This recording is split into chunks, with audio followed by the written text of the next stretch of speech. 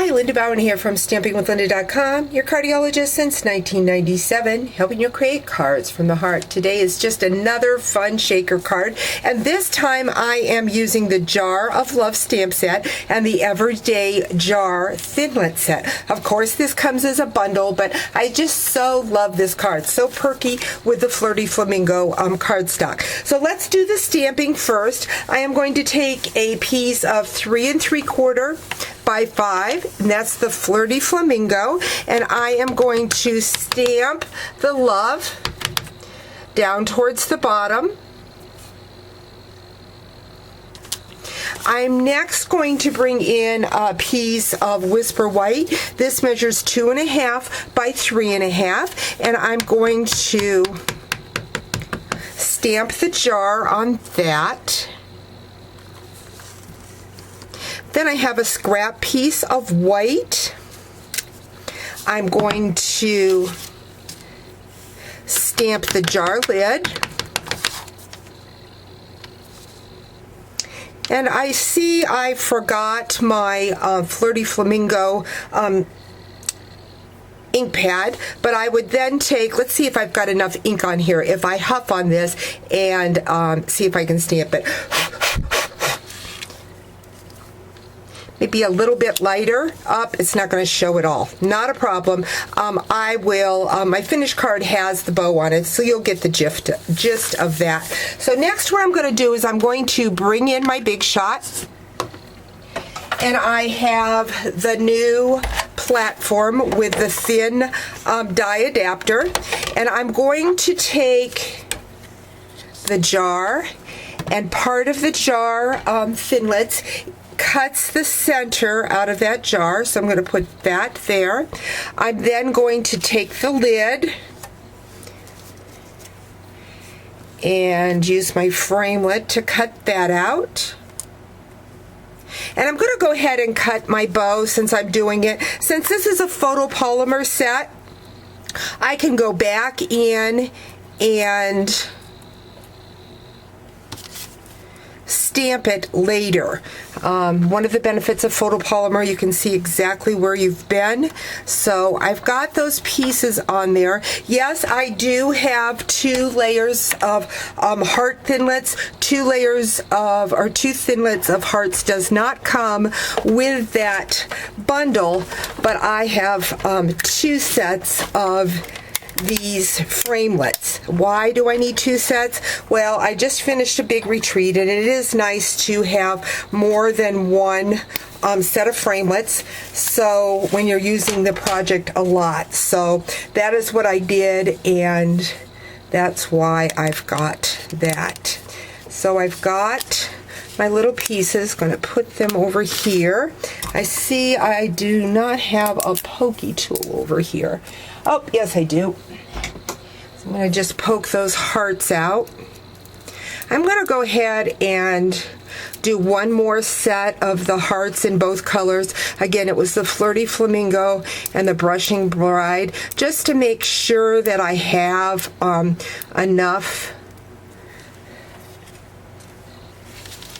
for my shaker. You don't want to put too many pieces in your shaker, but you want to make sure that you have enough. So I'm going to go ahead and run that through.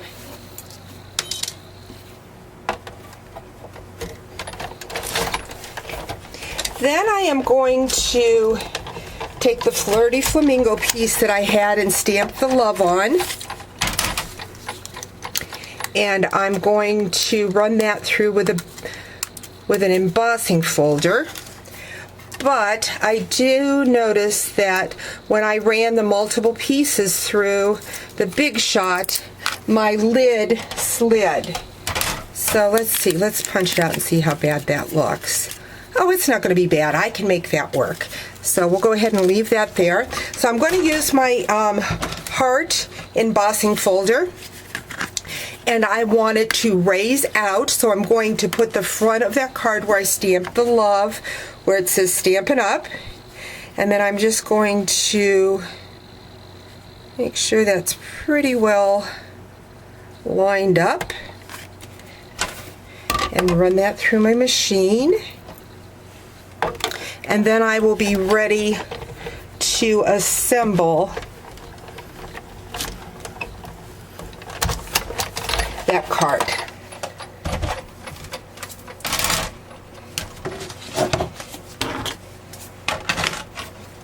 That out of the folder. So I'm going to bring in a half a sheet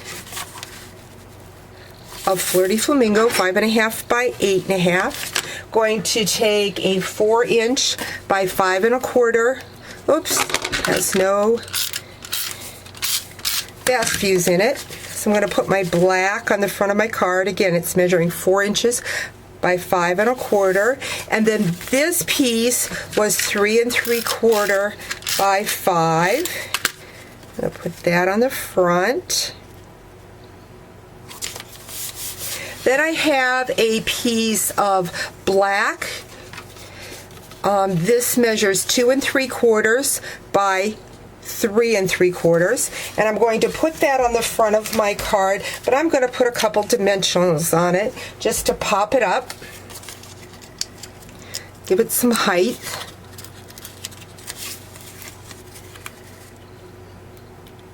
And I see I came up pretty high on that love. So I'm going to have to put it all the way to the top. I may even go to the top of. That's fine. No mistakes in hand stamping, just reason to embellish. Now I see that this did not cut out when I went through. I don't know, I may have had my framelit upside down. In fact, that's what I think I did. Yep, it cut right into my mat. When I went to take it out, I noticed that the framelit was stuck to the cutting pad. Oh, and I also do not have my thin adapter in this time. Remember, I took that out for the embossing folder, so I need to put that back in. Now it's snap, crackling, and popping. But again, I think I had my knives facing up rather than facing down, because there it popped right out for me. So I'm just going to lay this down like so to kind of eyeball where I want that to go, because I want to take and put adhesive on that part that I cut out. So I'm going to just lay that on my piece of paper, lining it up. Then I'm going to place that negative image that I cut out there so that it's showing white, so that my shaker will show through. So let's put all this aside. Now I am going to find my window sheet. I know I brought it over here, but I am not seeing it. Oh, there it is. It's stuck. So I'm going to take all my little pieces, my little hearts, and I'm going to put it on that white jar. I got a couple more over here that are floating around. Pick them up. Now I want to work on the window sheet. The window sheet is measuring 2.5 by 3.5, and I'm just using my snail adhesive to adhere the window sheet to the back of the jar. I'm going to take my embossing buddy, run that around, make sure that I don't have any static. I'm going to go into my foam adhesives, and I'm going to make a square box around. You want to make sure that and I should be cutting this rather than just pulling it, because I want to make sure that I have a nice tight fit all the way around, because if you don't, then you'll have loose confetti running around, and we don't want that to happen. So I'm going to go ahead and cut that. Got my junky old craft scissors. I don't know where my snips went to, but there we go. Got that. So I'm just going to take my embossing buddy now. This is such an important step before you pull that adhesive out, to take that embossing buddy and run it along the edge to get rid of any stickiness that is on those foam strips, so that your confetti doesn't just all stick to the side. So I've got that. I'm going to lay that down on top of that jar.